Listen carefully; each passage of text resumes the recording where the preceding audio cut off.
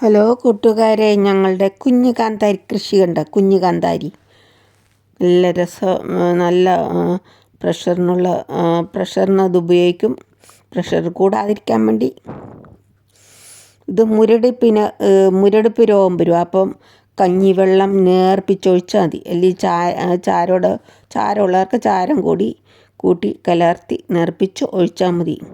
ഇതിൻ്റെ വളമായിട്ട് തേയില, മുട്ടത്തോട്, വാഴയ്ക്കയുടെ തോല് ഇതെല്ലാം ഉണങ്ങി പൊടിച്ചിടാം. പിന്നെ മഞ്ഞക്കണി വെക്കാം, കീടങ്ങൾ വരാതിരിക്കാൻ വേണ്ടി.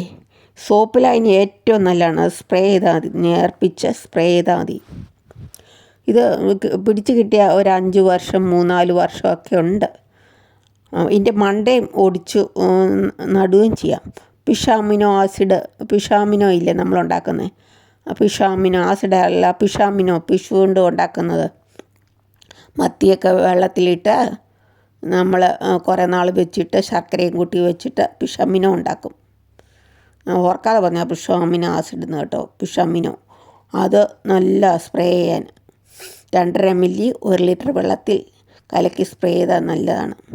മുരടിപ്പൊക്കെ മാറും.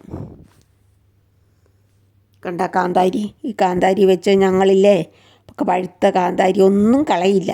ആ പഴുത്ത കാന്താരി വെച്ച് അത് നല്ലെണ്ണ വഴറ്റിയെടുക്കും. കടുക് ഉലുവയൊക്കെ പൊട്ടിച്ചിട്ട് വെളുത്തുള്ളിയൊക്കെ ഇട്ട് നല്ലപോലെ കരിവേപ്പിലയൊക്കെ ഇട്ട് വഴറ്റിയെടുത്തിട്ട് വിനാഗിരി ഒഴിച്ചിടും. എന്നിട്ടില്ലേ പഴങ്കഞ്ഞിക്കൊക്കെ ഓരോന്ന് കടിച്ചു കൂട്ടി കഴിക്കണം. നല്ലതാണ്. പ്രഷറൊന്നും കൂടുകയില്ല. കണ്ടോ, ഇത് മുളയെല്ലാം പഴുത്ത് പോകുന്നതിനിപ്പുറം നമ്മൾ ഇത് പറിക്കണം. അല്ലെങ്കിൽ ചീനി പഴുത്ത് ഇല്ലാതെ വരും, അതെല്ലാം ഉണങ്ങിപ്പോവും. അതിനിപ്പുറം കാന്താരി മുളക് പറിക്കണം. ചക്കയൊക്കെ നാട്ടിലൊക്കെ ചക്കയാണ്. വേവിക്കുമ്പോൾ കാന്താരി അരയ്ക്കും, നല്ല ടേസ്റ്റാണ്. കാന്താരി പഴയ കാലത്തൊക്കെ കാന്താരി ഉണങ്ങി വെക്കുമായിരുന്നു. എന്നിട്ട് ചക്കയ്ക്ക് അരയ്ക്കും, നല്ല ടേസ്റ്റ്. കാന്താരി ഞാൻ വഴറ്റി വിനാഗിരിക്കൊക്കെ അതൊക്കെ ഇടും. അത് ഞാനിവിടെ വീഡിയോയിൽ ചേർത്തിട്ടുണ്ട്, കാണിക്കാം കേട്ടോ.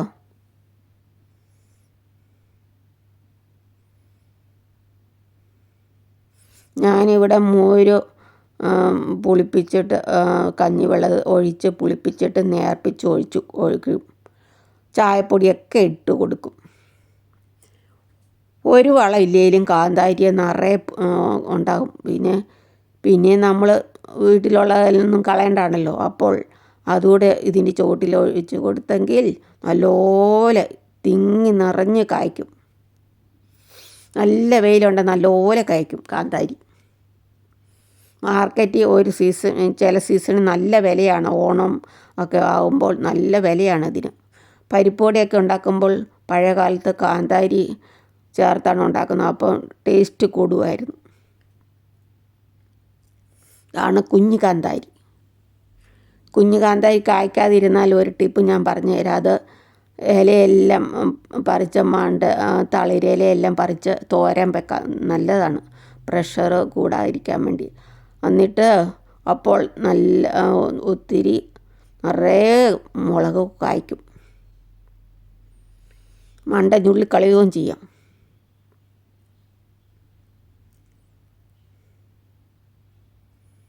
ഇതാണ് കുഞ്ഞു കാന്താരി, പച്ചക്കാന്താരി.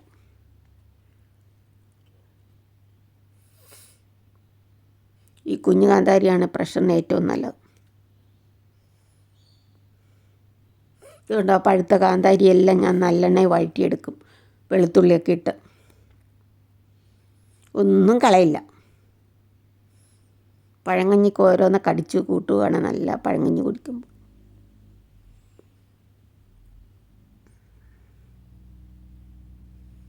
ഇപ്പോഴത്തെ ആൾക്കാർ പഴങ്കഞ്ഞി കുടിക്കുക കുറവാണല്ലോ. പണ്ടൊക്കെ പറമ്പിലോട്ട് തൂമ്പം എടുത്ത് ഇറങ്ങുമ്പോൾ 11 മണിയായി കഴിയുമ്പോൾ ഈ പഴങ്കഞ്ഞി ഒന്ന് കുടിക്കുമായിരുന്നു.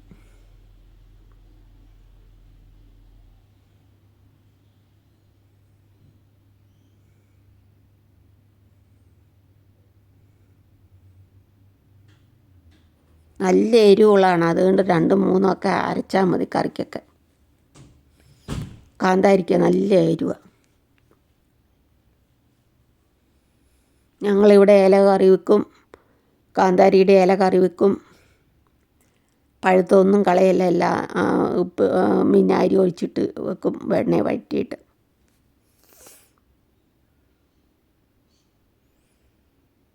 സൂപ്പർ മാർക്കറ്റിലൊക്കെ ഇതിന് നല്ല വിലയാണ്.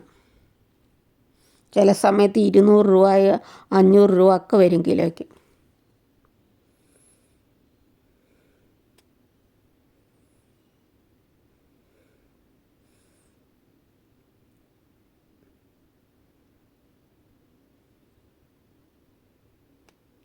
ഇതൊക്കെ പെട്ടെന്ന് പിടിക്കുന്നതാണ്, വളമൊന്നും ചെയ്തില്ലെങ്കിലും.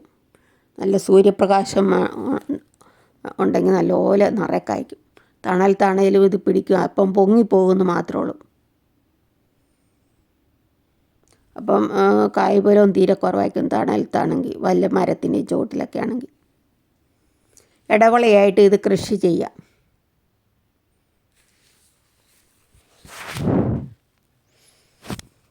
നിങ്ങൾ നട്ടുപിടിപ്പിച്ച് നോക്ക്. മുരടിപ്പ് മാറിയ കഞ്ഞിവെള്ളം സ്പ്രേ ചെയ്താൽ മതി, നേർപ്പിച്ചിട്ട്. മുട്ടത്തോടും തേയിലപ്പൊടിയൊക്കെ പൊടിച്ചിടാം. സോപ്പിൽ അതിന് ഏറ്റവും ബെസ്റ്റാണ്, കീടമൊന്നും ഉണ്ടാകില്ല. കണ്ടോ, ഇതാണ് ഞാനിങ്ങനെ വഴറ്റിയെടുക്കും. ഞെടുപ്പൊന്നും കളയല്ല, നമ്മൾ വളർത്തുന്നതാകുമ്പോൾ ഞെടുപ്പൊന്നും കളയണ്ട. അത് മുകളിൽ കടിച്ചിട്ട് ഞെടുപ്പ് കളയാലോ. കണ്ടോ, നല്ലെണ്ണയും കടുകും ഉലുവയും എല്ലാം പൊട്ടിച്ച് വെളുത്തുള്ളിയും ചേർത്ത് നല്ലെണ്ണ വഴറ്റിയിട്ട് വിനാഗിരി ഒഴിച്ചിടും. നല്ല ടേസ്റ്റ്. നിങ്ങളൊന്ന് ഉണ്ടാക്കി നോക്കി. കുറച്ച് ദിവസം അടച്ചു ഭദ്രമായിട്ട് വെച്ചോണ്ടിരുന്ന പിന്നീട് അത് കഴിക്കുക. നല്ല സൂക്ഷിച്ച് വെച്ചാൽ കഴിക്കാൻ നല്ലതാണ്.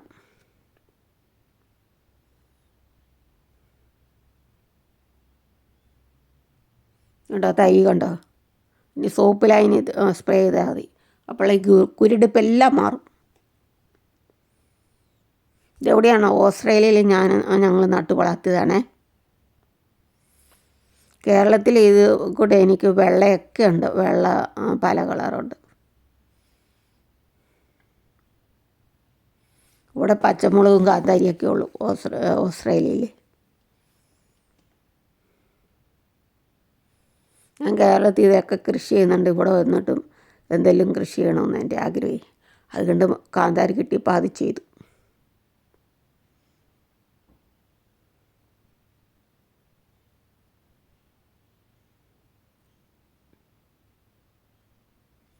ഇവിടെ കാന്താരി കാണാനും ഇല്ല. ഒരിടത്ത് എന്നപ്പോൾ കിട്ടി. അപ്പോൾ അത് ഞാൻ വലിയ കാര്യത്തിന് കൊണ്ട് നട്ടുപിടിപ്പിച്ച പഴുത്ത മുളക് കൊണ്ടുവന്ന് വിത്ത് പാകി നട്ട് മുളപ്പിച്ചാണ് ഇത്.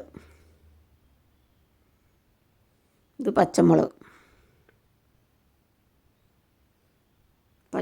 ആണെങ്കിലും 1-2 വർഷം നിൽക്കും ഇതിൻ്റെ ചെടി. കേട്ടോ, നിറയെ കായ്ച്ചിട്ടുണ്ട്. നല്ല മുഴുത്ത മുളക്, നല്ല എരിവുള്ള മുളകാണ്. ഇത് പത്രമുളക്, നമ്മൾ മേടിക്കുന്ന പത്രമുളകിൻ്റെ അരി നട്ടാണേ.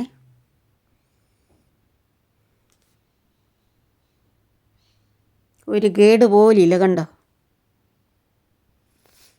മുരടിപ്പ് വരുമ്പോൾ മുളകും വെളുത്തുള്ളിയുടെ ചതച്ച് 1 ലിറ്റർ വെള്ളത്തിൽ കുറച്ച് ചേർത്ത് നേർപ്പിച്ച് സ്പ്രേ ചെയ്താൽ മതി. ഇത് മറ്റൊരു മുളക് കണ്ടോ, ഉണ്ടമുളക്, മഞ്ഞമുളക്.